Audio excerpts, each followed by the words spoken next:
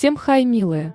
Добро пожаловать на официальный YouTube-канал блога Some Cats Dreams. В этом видео Мяу постараюсь доступно изложить хронологию событий, происходивших с цивилизацией кошачьих фавнов на протяжении всей ее истории. Но прежде небольшое вступление, необходимое для внесения ясности. Давным-давно в далеком-далеком мире жил один мальчик. И не просто мальчик, а будущий темный магистр. У этого мальчика была кошка. Ну или что-то типа кошки, сейчас это уже не проверишь. А еще была мама, которая не любила кошек. И его она тоже не любила. И вообще была она ведьмой, и так получилось, что угробила она весь свой мир, пробудив древнее зло. И все умерли. Предположительно, даже кошка умерла, а мальчик не умер. Он сбежал в другой мир и даже хотел все исправить, но ничего у него не вышло. В процессе попыток вернуть себе свою родину, этот мальчик приобрел дурную славу. В общем-то, заслуженно. Много он гадостей наделал. А когда отчаялся он воплотить задуманное, пошел гулять между мирами, чтобы докопаться до того, как же они устроены. И докопался. Даже сам научился их мастерить. Сперва миры попроще, потом посложнее. В общем, стал наш мальчик не просто темным магистром, а целым демиургом. Только вот ему все это было не нужно. Он хотел узнать, что же происходит за пределами пустоты, полотна, на котором творятся и живут миры.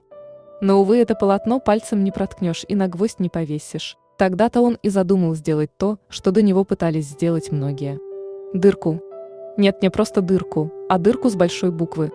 Для этого всего-то по его расчетам и требовалось, что разом уничтожить густо населенный мир и направить высвободившуюся энергию на разрушение. Сложность же была в том, что пустота имеет разум и законы. И эти законы запрещают творцам разрушать. Однако наш магистр был хитер. Он придумал план, согласно которому жители мира сами должны были его разрушить, а он просто постоит рядом и воспользуется результатами. Попыток сделать такой мир с такими жителями было много, и все время что-то шло не так. То жители плохо развивались, то мир разрушать не хотели, а то и вообще посылали его открытым текстом. Псы неблагодарные. Думал он, наверное, глядя на них. А потом начинал все по новой. Не знаю, можно ли утверждать, было все это или нет, но так или иначе магистром был создан мир, где очень много своих прошлых жизней прожила Мяу. Населен он был многими видами, но самолично магистр создал только один – нас. Тех, кого Мяу впоследствии назвала кошачьими фавнами. Знаю, что название глупое, но какое уж есть. Мы и сами были не особо умными, если уж на то пошло. Выглядели мы как гуманоиды метров 3 ростом, с кошачьими лапами вместо ног. На голове красовались не менее кошачьи уши, а за спиной гордо торчал хвост. Почему создатель сделал нас именно такими, Мяу, затрудняюсь сказать, однако могу предположить, что это была дань памяти той самой кошки, которую так не любила его мать. А теперь, милые, перейдем к тому, ради чего мы тут собрались. К нашей истории. Вообще миры иногда начинают существовать не сначала, а оттуда, откуда их создаст Творец.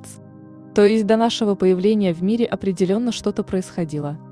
Были расы, существовавшие до нас, было что-то вроде большого взрыва, была эволюция, и многие цивилизации родились и угасли до того, как мир был придуман и создан. Между нашим появлением и исполнением нашего предназначения прошло очень много времени. Если измерять его нашими жизнями, то вышло бы примерно 1500 поколений. К сожалению, Мяу, не могу сказать, сколько это было бы в годах и днях, потому что мы никогда не измеряли время подобным образом, да и вообще не измеряли его без надобности. У нас не было часов, только таймеры, если нужно было засечь время с какой-то целью.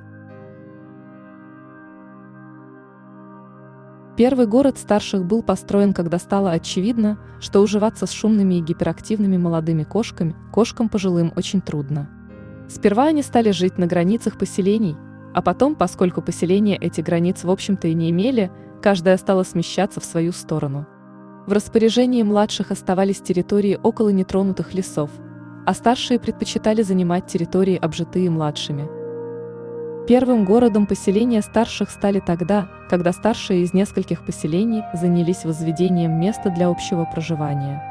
Младшие активно помогали им в этом деле, и итогом стал первый город, сложенный из камня и глины. От поселений младших он отличался лишь размерами и чуть большей площадью. Однако именно там старшие впервые смогли заняться изучением окружающего мира. В этот период был открыт огонь, а вслед за ним последовало великое множество других открытий в самых разных областях, от очевидных кулинарии и обжига до простых приспособлений вроде рычага. Поселения младших разделялись, популяция росла и вместе с ней становилось все больше старших, так что постройка новых городов на стыках территорий разных поселений стала обычной практикой. Постепенно у городов появлялись специализации. Чисто условные в общем-то, но пока старшие из одного города с большим интересом проводили время в попытках менять агрегатные состояния веществ, в других большее внимание уделялось составлению чего-то наподобие карт и смешиванию красок. Какие-то новшества приживались среди младших, но большая их часть все же создавалась старшими для старших. Чем больше они понимали, тем больше сложных вещей создавали. Кстати, Мяу задумалась, было ли нами вообще открыто колесо.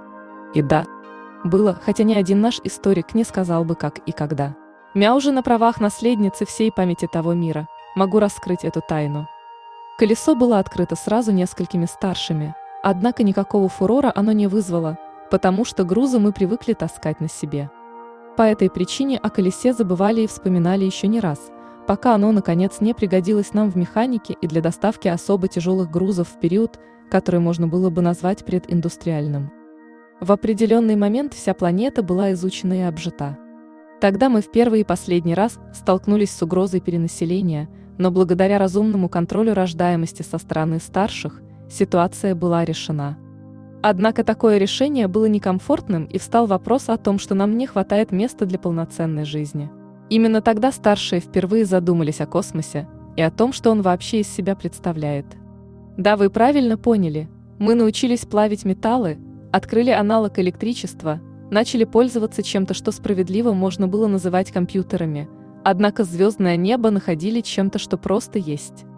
Красиво, но совершенно бесполезно, так мы думали, пока не облазали всю свою планету и не заскучали.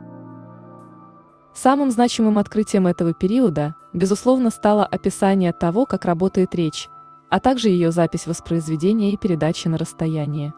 Именно благодаря этому стала возможна слаженная работа старших по всей планете. За этим последовали грандиозные открытия в медицине, генетике, физике и металлургии. В общем, свободный обмен полноценной информацией ускорил темпы всех исследований и систематизировал все накопленные знания старших. Освоение космоса заняло много времени. Нам пришлось решить целую кучу проблем, среди которых были поиски подходящего топлива и материалов.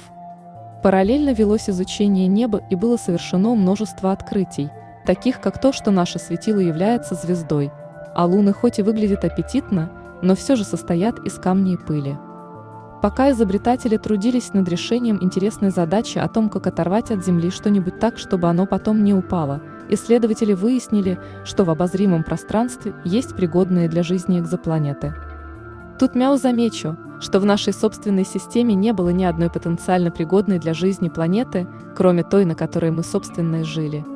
Одни лишь астероиды и все. Даже газовых гигантов не было.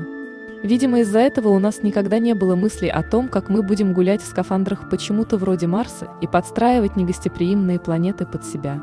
За пределами своей планеты мы искали ее подобие и в итоге нашли. Постепенно технические проблемы решались. И вот, наконец, через без малого 300 поколений от момента нашего сотворения, мы построили наш первый межзвездный корабль и знали, куда нам его отправлять. Сборка корабля велась в открытом космосе на специально построенной станции. Увы, Мяу мало что могу рассказать о том, как это работало, потому что работало оно не по земным физическим законам. Но Мяу кажется, что что-то подобное можно было бы реализовать и тут. Хотя и с поправками на то, что Вселенная, где мы с вами живем, куда больше и логичнее той Вселенной, где жили кошачьи фавны. Что это за поправки, Мяу сказать не могу, но они совершенно явственно необходимы.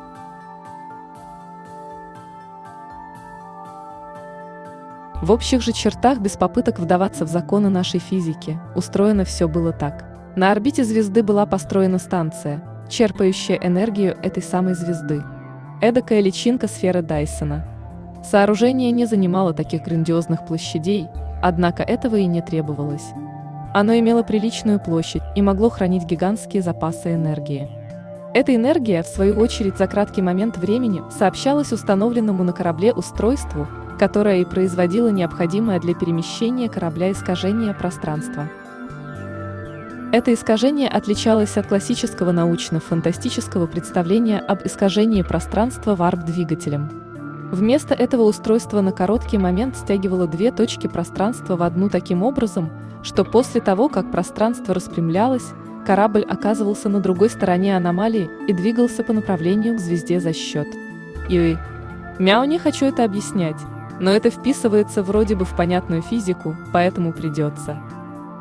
В общем, Мяу, думаю, что все вы в курсе, что мы движемся с огромной скоростью вокруг земной оси, Земля движется с огромной скоростью вокруг Солнца, которое в свою очередь движется с еще более огромной скоростью вокруг центра галактики. Если Земля резко прекратит свое вращение, мы все продолжим двигаться со скоростью порядка 1500 км в час и мгновенно погибнем. Если же Земля перестанет двигаться относительно Солнца, оно улетит от нас со скоростью около 217 км в секунду. Возможно, данные не совсем точны, но Google назвал Мяу именно такие цифры. Так вот, если моментально переместить объект из одной точки пространства в другую, как это происходило с нашим кораблем, он продолжал двигаться в том же направлении и с той же скоростью, что и до перемещения.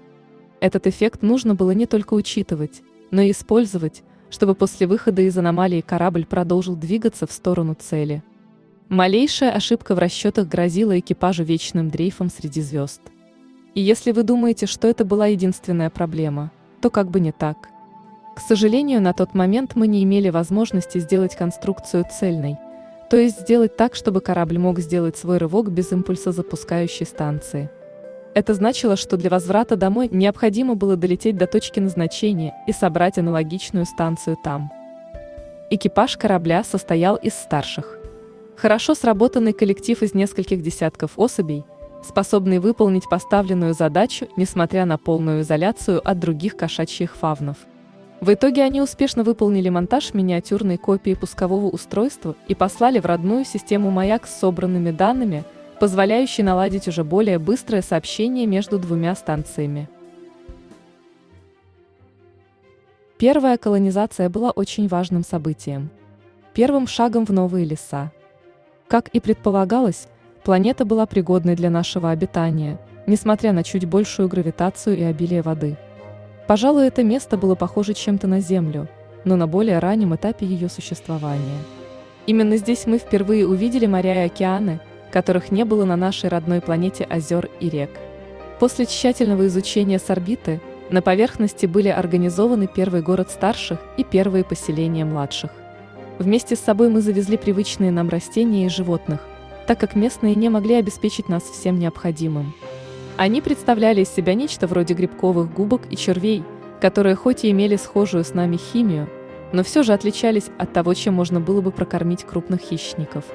Разумеется, подобная колонизация была чрезвычайно медленной, и потому параллельно с поиском следующей пригодной планеты наши исследователи занялись изучением способов адаптации нашего вида к неестественным для него средам и условиям.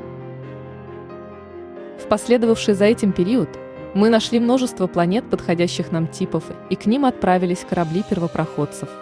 Неудачных полетов было мало, и большая их часть потерпела неудачу не по нашей вине. Основной причиной гибели экипажей были непредвиденные условия в точке выхода. Любой достаточно крупный объект мог нанести кораблю непоправимый ущерб, и с этим приходилось мириться, так как предсказать его наличие было невозможно. Вскоре состоялась наша первая встреча с другими равными. Когда наш корабль оказался на орбите очередной звезды, он тут же установил наличие других искусственных спутников. Однако поверхность интересовавшей нас планеты не имела никаких признаков настолько организованной разумной жизни. Поиски привели нас к другой планете, атмосфера которой состояла из слоев плотных газов. Именно там мы и нашли тех, кто построил найденные нами спутники. Эти существа были желеобразными и общались исключительно посредством импульсов мозга. Сложно описать шок, который мы и они испытали во время первой попытки контакта, когда наши представители наконец-то встретились. Хотя мы понимали друг друга с огромным трудом, мы смогли объяснить им, что не претендуем на их планету и хотим понять их. Они были этому рады, потому что, заметив наши корабли, они свернули свою космическую программу из опасения, что мы окажемся агрессорами, и готовились к войне. Этот контакт можно назвать ключевым событием в освоении космоса и развитии того, что можно было бы назвать нашей философией. Совместно с нашими новыми друзьями мы не только продвинулись технологически, но и узнали о том, что равные вполне могли на нас напасть из страха, что мы захотим отнять у них их планету. Впоследствии мы стали учитывать такую возможность и начали снабжать корабли наших первопроходцев оборонительными системами. Кроме того, был заключен договор, согласно которому мы взаимно обязались передавать во владение наших друзей любые подходящие им планеты. Именно он лег в основу союза, который постепенно объединил всех равных нашей маленькой Вселенной.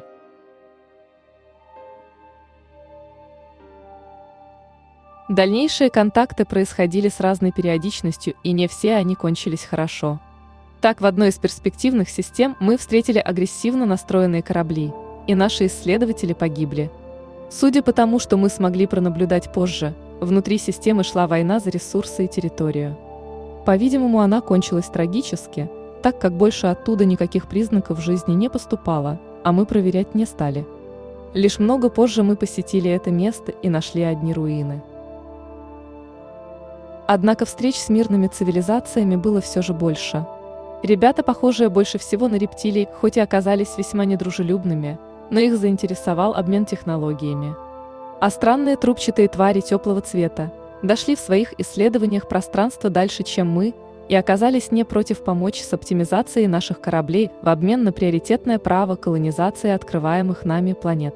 Это позволило нам частично отказаться от пусковых станций, так как были сконструированы первые автономные корабли. Они не отличались большими размерами, но позволяли осуществлять разведку более безопасно. Нам не хотелось больше терять сородичей из-за глупых недоразумений. Исследовать других равных было очень интересно. Их быт, устои, идеи и особенности речи были самым удивительным из всего того, что мы обнаружили за пределами родной планеты. Нас поражало, что они все были очень разными. Ни одной похожей формы мышления. Логика, которая никакого отношения не имела ни к нашей, ни к человеческой. Со многими мы долгое время общались исключительно на языке простейших эмоций и бартера. Но еще юная на тот момент ксенопсихология уже начинала делать свое дело. Живя рядом с представителями других рас, наши добровольцы постепенно перенимали то, как они думают и чувствуют. Фактически это было добровольным безумием на благо взаимопонимания. Может показаться, что нет ничего сложного в том, чтобы проследить логику чужаков. Ведь логика везде логика, верно? Но вообще-то нет. Даже в рамках одного мира, при условии, что он для этого достаточно велик, могут соседствовать расы, мышления которых отличается критически. Примеры копать сложно, но одним из таких можно назвать случаи, когда мы встретились с существами, для которых нормой было скармливать себя своим детям. Когда мы предложили им альтернативные решения, не требующие такого самопожертвования, нам пришлось очень долго извиняться. Уровень оскорбительности нашего предложения был столь же велик, как если бы мы сейчас явились к людям и предложили бы им решить продовольственные проблемы посредством каннибализма, да еще предложили бы им парочку рецептов из человеченки. В общем, проблем с недопониманием у нас в ту пору было много, и не только в общении с отдельными представителями тех или иных цивилизаций, но и с самими этими цивилизациями в целом. Та структура, в которую объединились мы с другими расами, и структурой-то по сути не была. Мы просто признавали равенство друг друга, и этого нам было достаточно, чтобы принимать совместные решения. Но это была не демократия в привычной людям форме. Посредством речи мы добивались понимания там, где существа, ею не владеющие, оказались бы в тупике. Ведь мы не только могли убеждать. Мы могли еще и убеждаться в чужой правоте, что порою было куда важнее. Наука развивалась своим чередом, но большую часть ученых интересовал терраформинг, а не космические перелеты. Мы стали благоустраивать планеты под себя куда более успешно, посредством тех знаний, которые получили в период разработки мирных вооружений. Мы и до этого умели регулировать температуру на планетах, посредством развертывания в их вблизи роя светоотражающих спутников, но теперь у нас появились куда более сложные и мощные технологии. Как пример МЯУ, пожалуй, опишу вам пространственную линзу. Ее МЯУ использую в качестве примера не потому, что это самое выдающееся изобретение той эпохи, а скорее из-за того, что нечто подобное, вероятно, можно создать и в этом мире. Ну или хотя бы представить. Установка линзы использовала ту же технологию, что и наши пусковые станции, но вместо того, чтобы стягивать пространство для перемещения кораблей, она искажала его так, чтобы фокусировать свет звезды в нужной точке в пределах системы. Таким образом можно было воздействовать на атмосферу и поверхность потенциально пригодных к жизни планет. Эдакая мирная звезда смерти. Хотя внешняя установка на нее совершенно не походила. Это была относительно компактная станция, окруженная устройствами для сбора энергии звезды. Свой залп она производила путем искажения колоссальной площади пространства между собой и целью. Где-то около этого поколения случилось неожиданное прорывное открытие в области физики пространства. Мяу, не могу точно сказать, кто из равных его сделал, знаю только, что это были не мы. Оно перевернуло наше понимание того, что есть окружающий нас мир. Скорее всего, оно вовсе было сделано независимо, разными группами ученых. Суть открытия заключалась в том, что на разных масштабах пространства законы физики могут отличаться в корне. Это известно и современным ученым этого мира, однако нами было установлено, что как минимум в нашем мире возможно было использовать этот эффект для перемещения огромных масс материи. Кроме того, была составлена формула, по которой можно было рассчитать величины, на которых одни законы перестают действовать и начинают действовать другие. Некоторые теоретики даже утверждали, что на определенном шаге вычислений законы будут идентичны тем, что окружают нас самих. Правда, это так и осталось теориями, но сама формула работала безупречно в рамках необходимых нам задач. Еще из того периода стоит упомянуть случаи, когда мы столкнулись с сложной жизнью. Всех нас, кошачьих фавнов, пугали роботы, и никогда мы не пытались создать что-то подобное себе, что-то, что сможет делать вид, что живет и мыслит. У нас никогда не было понятия души или чего-то такого, но мы чувствовали, что это не только память, но и что-то еще, чего мы не понимаем. А без этого понимания пытаться вложить жизнь в неживое глупо, опасно и страшно. Страшно, что по ту сторону глаз смотрящих на тебя никого не будет. Вы ведь и сами понимаете эту разницу, наверное. Или нет? Не знаю на самом деле, понятно ли вам, что отличает программу имитации личности от самой личности, кроме отсутствия души. Наверное, нужен пример. Когда живой разум видит цветок, он мыслит о том, чтобы ему хотелось с этим цветком сделать. Понюхать, потрогать, сорвать или даже растоптать. Имитация же разума имитирует процесс мышления без самого мышления. Без осознания. То есть совершает одно из этих действий на основании заложенных данных. Также примерно мы с вами дышим, моргаем. Также мы заставляем сокращаться наше сердце. Без вмешательства разума. И хотя при желании он и может вмешиваться в эти процессы, он для них не нужен. Представьте целую планету роботов, которые живут, подражая давно мертвым создателям, но не осознавая себя. Они говорят друг с другом, шутят, работают, читают и пишут книги, но при этом все это имитация.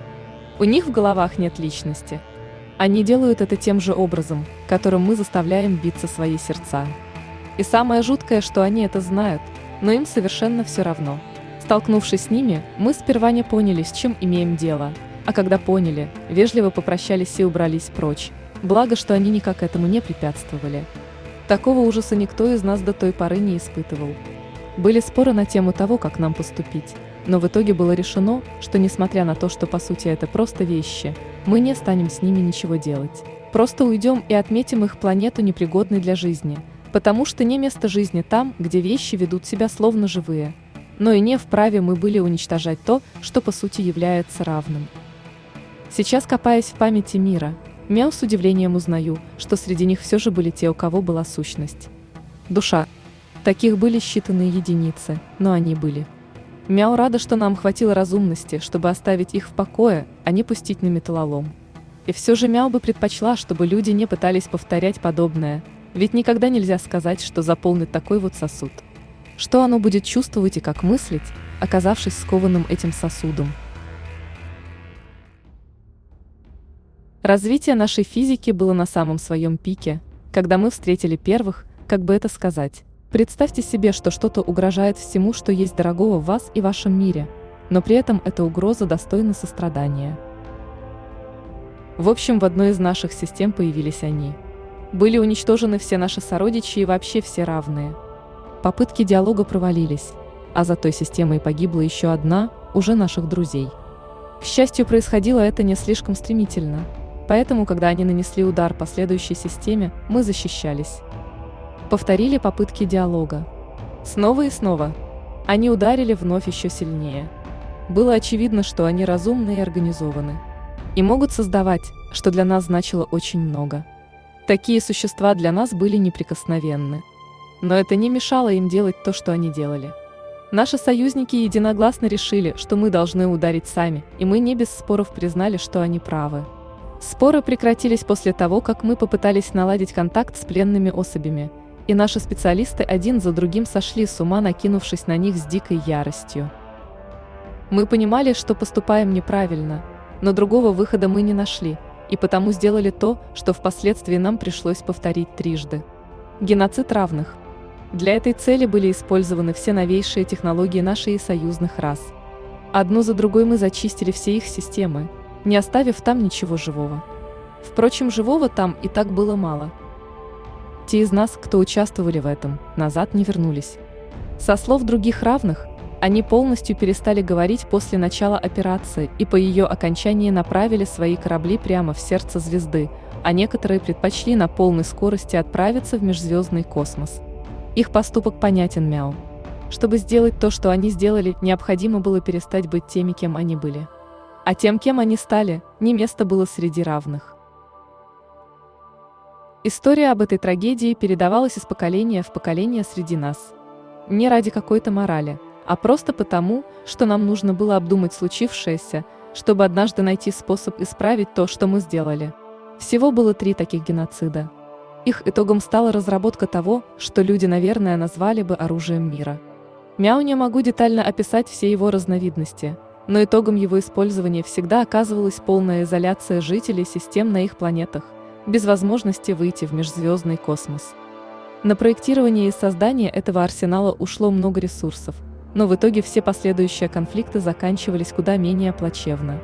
Да, жертвы все еще имели место быть. Но глобальных геноцидов больше не требовалось. Конечно, мы понимали, что нашли далеко не идеальное решение, но ничего умнее мы так и не придумали до самого конца. Мы не насаждали мир и любовь силой. Если 2 стороны рвутся в бой, не нам запрещать им проливать кровь.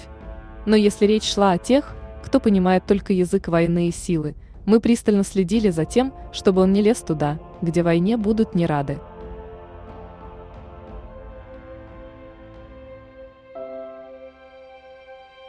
Вскоре после этого мы создали первые искусственные планеты. Разумеется, непригодные для жизни. И все же мы смогли ценой вполне посильных затрат создавать то, на что природе требовалось огромное количество времени. Следующим шагом стало ускоренное формирование компактных звезд, энергии которых с огромным избытком хватало для их собственной подпитки материей. Так, мы стали теми, кто могли двигать звезды. Наука замедлила темпы своего развития, потому что мы добились всего, что нам было необходимо. Мы не остановились, но перестали спешить. Равные всех форм и убеждений стали по-настоящему осваивать космос. Колоссальные расстояния перестали быть проблемой, а мертвые планеты одна за другой становились пригодны для жизни и обитаемы. Мы протягивали руку дружбы всем, кто, как и мы, стремился к единению. Все прочие, те, кто хотели самобытности или даже войны, были оставлены нами в покое наедине с собой. В конце концов, даже такой космос, как наш, был слишком огромен, чтобы в нем было тесно. Разумеется, мы ограждали одних равных от других, но не мешали им жить так, как они считали нужным. Главным принципом было лишь то, что те, кто не хотели конфликтов, были от них ограждены. Искусство же, наоборот, наращивало темпы и масштабы. Равные творили и разрушали звездные полотна. Подобное было не только безумно прекрасно, но и давало всем понять, что в наших силах не оставить и следа от любого, кто решит покуситься на нас. Впрочем, ничего подобного нам делать не приходилось. 1500 поколений кошачьих фавнов сменили друг друга. В галактике царил мир. Во всяком случае, в большей ее части. Мы узнали почти все возможное об устройстве собственного мира, и нам оставалось не так долго до момента, когда мы всерьез взглянули бы за его пределы. Мы зажигали и гасили звезды. Мы творили туманности и пустоты. Мы создавали и разрушали. Мы заботились о лесах, в которых жили, будь то леса из деревьев или леса из звезд. В тот финальный период наше искусство приобрело огромные масштабы, сохраняя, однако, свои истоки. Никуда не делась генерация музыки, живописи, разрушения, но помимо традиционных форм появилось много новых. Целые планеты становились полотнами для творчества, а некоторые искусственные звезды создавались таким образом, чтобы излучать нечто вроде музыки. Случалось и так, что мы сталкивали звезды, чтобы лицезреть их пламенный танец. И вот настал день, когда что-то изменилось. Мы наткнулись на аномалию, которая словно пыталась разрядить ткань реальности. Было много споров о том, что это такое. Мы спорили очень редко, но эта тема столкнула многих лбами. Те, кто наблюдал со стороны, потихоньку приходили к выводу, что спорщики сходят с ума. Старшие были в смятении. В конце концов, большинством было решено попытаться сжать теряющее плотность пространство и уничтожить то, что могло прийти извне. В одну точку были смещены огромные массы вещества, но вместо ожидаемого уплотнения произошел разрыв. Пространство потеряло целостность.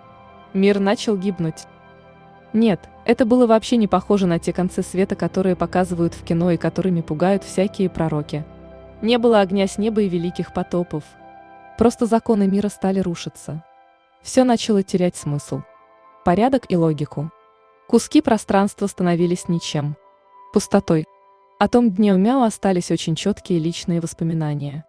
Не только память мира, но и своя собственная память.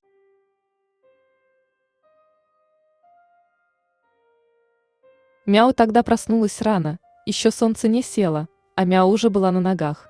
Разбудил пролетавший транспорт. Было странно, что это он летает над деревней. Было тревожно, но солнце красиво высвечивало. Этот свет помогал красиво раскрасить стены. Мяу перехватила мясо, вышла из дома и, взяв краски, стала рисовать. В животе было тепло и немного непривычно тяжело. У Мяу уже довольно скоро должны были появиться котята. Это должны были быть первые котята Мяу. Мяу рисовала всю ночь. Только раз отвлек брат. Спиной прижал к стене и отлюбил, размазав краски по камню и по телу. Он знал, что Мяу это нравится. Так вышло даже красивее. Красивые переходы. Интересно. Пила сок, еще рисовала. А потом вдруг началось странное, еще не страшное. Мир не изменился вроде бы, но будто замер как зверь, когда лапами наносишь ему правильный удар, ломающий позвоночник. Сердце еще бьется, он дышит еще, а уже не двинется.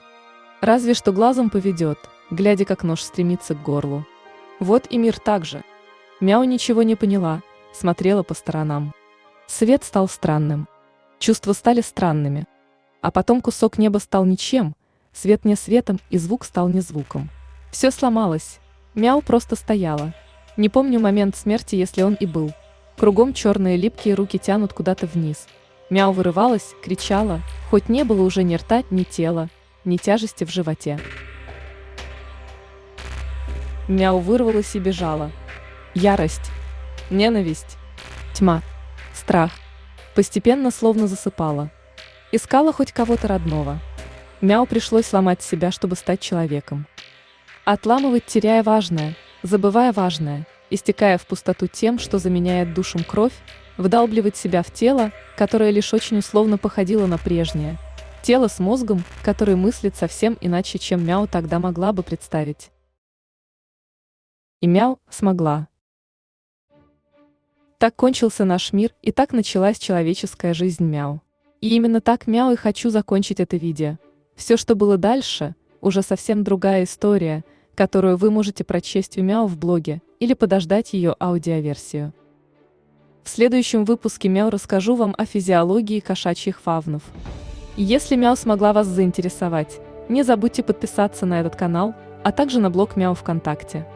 Текст был озвучен с помощью онлайн-сервиса VoiceBot и проиллюстрирован чудесными художницами Джули Джул и Мидвей, а также нейросетью Artbreeder. На фоне играл саундтрек к игре Starbound. Все ссылки есть в описании. Люблю вас всех, милые. Хорошего вам дня и спасибо за внимание.